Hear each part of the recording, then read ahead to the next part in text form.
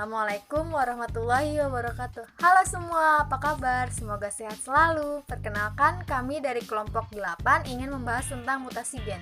Pengenalan materi pertama akan dibawakan oleh Muhammad Rosyid Ridho, lalu akan dilanjutkan oleh Rahmawati Nuraini, setelah itu dilanjutkan oleh saya sendiri Ella, dan dilanjutkan kembali oleh Ainurul Aziza. Mutasi adalah perubahan yang terjadi pada bahan genetik, baik pada taraf urutan gen maupun pada taraf kromosom. Selanjutnya, di sini ada macam-macam mutasi. Berdasarkan proses terjadinya, mutasi dibedakan menjadi dua macam. Yang pertama, mutasi alami. Artinya, mutasi yang tanpa ada campur tangan dari manusia atau secara alami dan terjadi secara tiba-tiba. Dan yang kedua, ada mutasi buatan.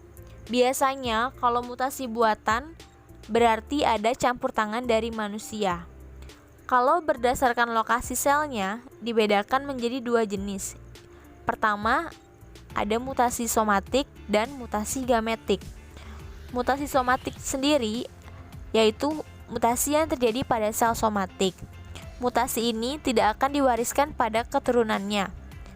Kemudian, mutasi gametik adalah mutasi yang terjadi pada sel gamet, yaitu sel organ reproduksi yang meliputi sperma dan ovum pada manusia. Mutasi gen atau mutasi titik.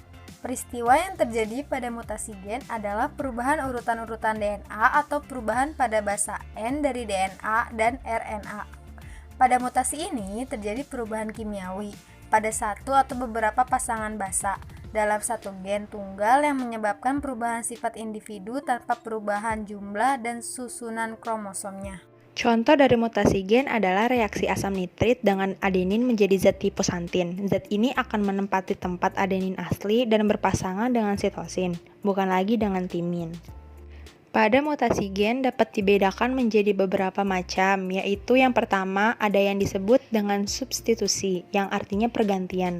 Pada substitusi dibedakan menjadi beberapa macam lagi. Yang pertama ada transisi. Jika pergantiannya oleh basa yang sejenis, contohnya itu misalkan GGA berubah jadi AGA. Berarti basa nitrogen guanin diganti oleh adenin, sedangkan guanin dan adenin masih sejenis yaitu golongan purin. Sedangkan yang kedua, ada transversi atau pergantian basa nitrogen oleh basa nitrogen yang tidak sejenis. Contohnya itu misalkan GGA diganti menjadi TGA, yaitu yang disebut dengan transversi. Yang kedua, adisi atau penambahan. Penambahan ini biasanya pada ujung basa nitrogen. Contohnya TTG, GGA.